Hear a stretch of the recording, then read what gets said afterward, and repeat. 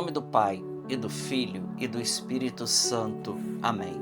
Evangelho de Jesus Cristo segundo São Mateus. Glória a vós, Senhor. Naquele tempo, alguns fariseus aproximaram-se de Jesus e perguntaram para o tentar: é permitido ao homem despedir sua esposa por qualquer motivo?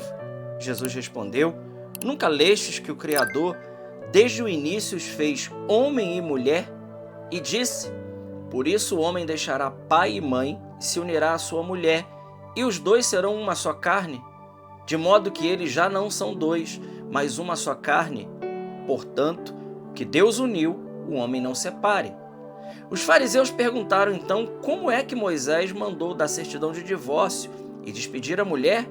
Jesus respondeu: Moisés permitiu despedir a mulher por causa da dureza do vosso coração, mas não foi assim desde o início. Por isso eu vos digo, quem despedir a sua mulher, a não ser em caso de união ilegítima, e se casar com outra, comete adultério. Os discípulos disseram a Jesus: se a situação do homem com a mulher é assim, não vale a pena casar-se. Jesus respondeu: nem todos são capazes de entender isso, a não ser aqueles a quem é concedido.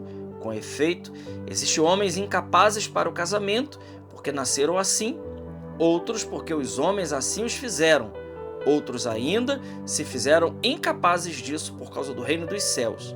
Quem puder entender, entenda. Palavra da salvação. Glória a vós, Senhor. Meus irmãos, nesta sexta-feira, dia 15 de agosto, Evangelho de São Mateus, capítulo 19, versículos de 3 a 12. Eu costumo dizer que esse evangelho, nos dias de hoje, está dando processo. Sim, esse evangelho de hoje, para aqueles que pregam a palavra de Deus, sacerdotes, diáconos, até bispos, e leigos também, como nós, né? Esse é o evangelho do processo. Por quê? Porque querem tolir a nossa boca de falar a verdade. Querem tolir a nossa boca de dizer a verdade, né? Jesus diz o seguinte: olha, vocês não leram que desde o início Deus fez homem e mulher? Isso aqui é muito claro, né? Deus não fez homem e homem, nem mulher e mulher. Deus fez o quê?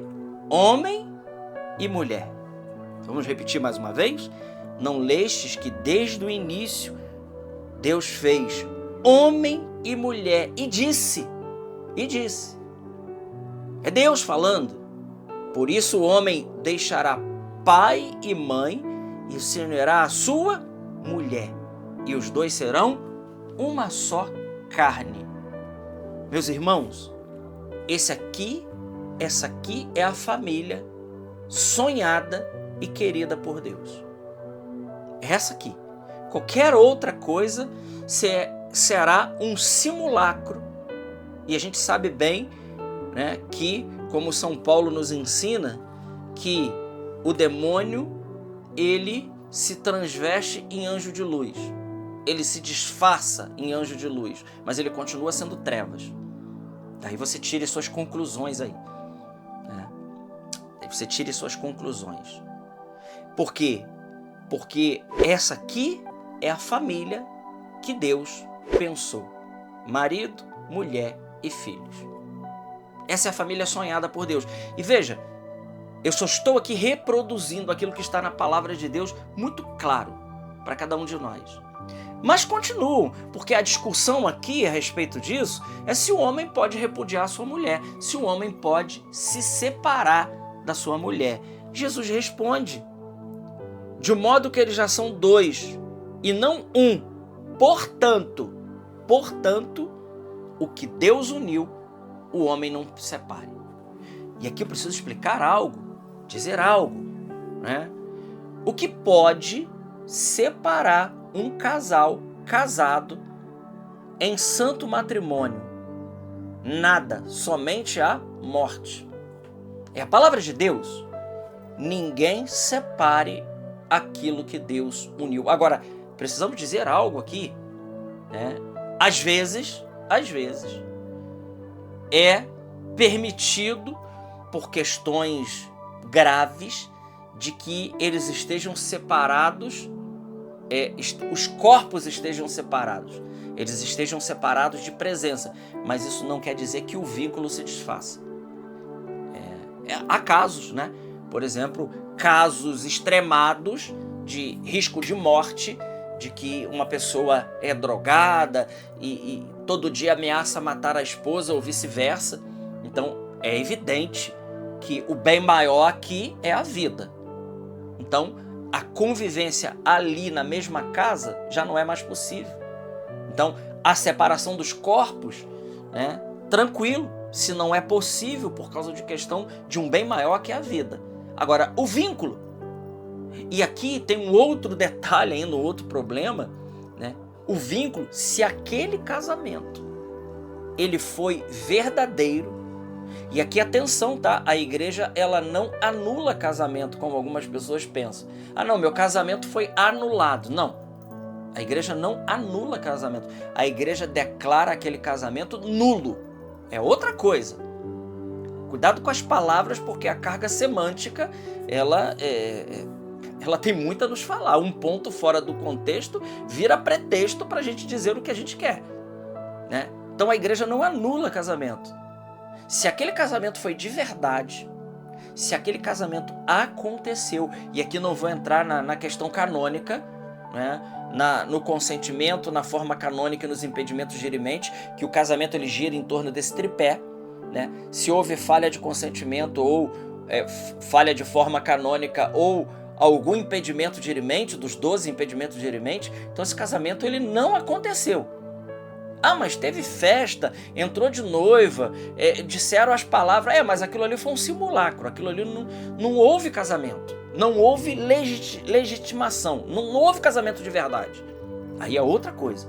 A igreja, através do tribunal eclesiástico, ela declara aquele casamento nulo. É outra coisa. Significa dizer que, mesmo diante daquela festa, de tudo que houve, não houve casamento. Então, significa que a pessoa está livre para contrair matrimônio pela primeira vez. É porque ela não foi casada. Entende? Então, isso aqui é o que diz o Evangelho. Mas Jesus está dizendo que aquilo que foi unido de verdade por Deus, só a morte pode separar. Ainda querem pegar Jesus ainda pelo pé, mas Moisés não deu carta de divórcio. Jesus diz foi por causa da dureza do coração, mas no início não era assim, não foi assim. Jesus está dizendo que o projeto de Deus, né, é esse. E Jesus ainda diz, aquele que despedir a sua mulher e ter relações com outras comete adultério contra a primeira e vice-versa, se a mulher fizer o mesmo. Por quê? Porque eles estão unidos em santo matrimônio. Meus irmãos, o demônio, e aqui agora eu falo de algo mais espiritual, o demônio ele odeia a família. Ele tem um projeto que conta com muitos poderosos desse mundo, que conta com muita tecnologia para poder destruir as nossas famílias. A irmã Lúcia escreveu uma carta ao cardeal Carlo Caffarra, dizendo que a última luta da humanidade seria a respeito da família e do matrimônio. E nós estamos vendo isso cada dia mais crescer. Cada vez mais o matrimônio e a família sendo destruída, sendo destroçada por uma sociedade que estão fazendo um simulacro de família. E por isso nós podemos constatar, é visível que a humanidade está doente, tem crianças com depressão. Nunca se ouviu falar disso? Porque nunca se ouviu falar que a família estivesse tão destruída como está nos dias de hoje. E é muito propício falar disso nessa semana, que é a Semana da Família. Essa semana é a Semana da Família, semana dedicada à família. E veja, o que nós estamos vivendo, o que nós estamos vendo é uma destruição completa da célula primária que está sendo transformada em célula secundária. A família é célula primária, é da família que nascem as vocações, bons médicos, bons religiosos, bons profissionais, bons engenheiros, pessoas inteligentes, pessoas que vão construir um país melhor, é das famílias. Mas se as famílias estiverem destruídas, todo edifício vai abaixo, porque Jesus escolheu para vir nesse mundo. Ele podia ter escolhido tantas coisas, mas ele escolheu uma família, Maria e José.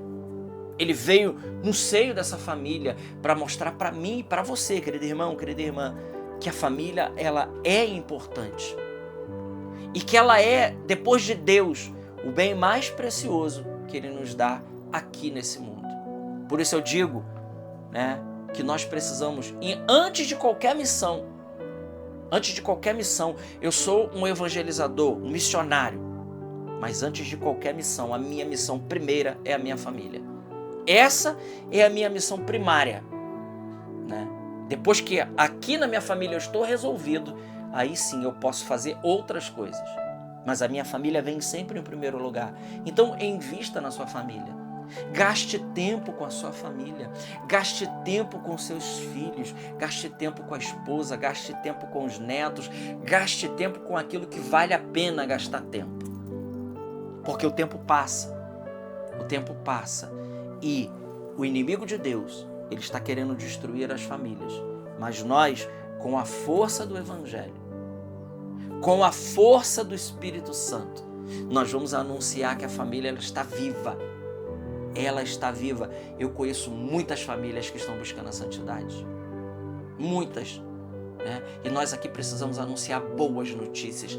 Tem muita gente querendo a santidade. Tem muitas famílias repudiando tudo aquilo que é contra a família tradicional. Existe um movimento silencioso de famílias santas que estão crescendo no nosso meio. E nós devemos continuar, porque o Senhor, Ele é com cada um de nós. Louve a Deus hoje pela sua família, pelos seus filhos, por toda a dificuldade que vocês vivem em família, porque é aí, nesse berço familiar, que a graça de Deus, ela flui e ela acontece verdadeiramente na nossa vida.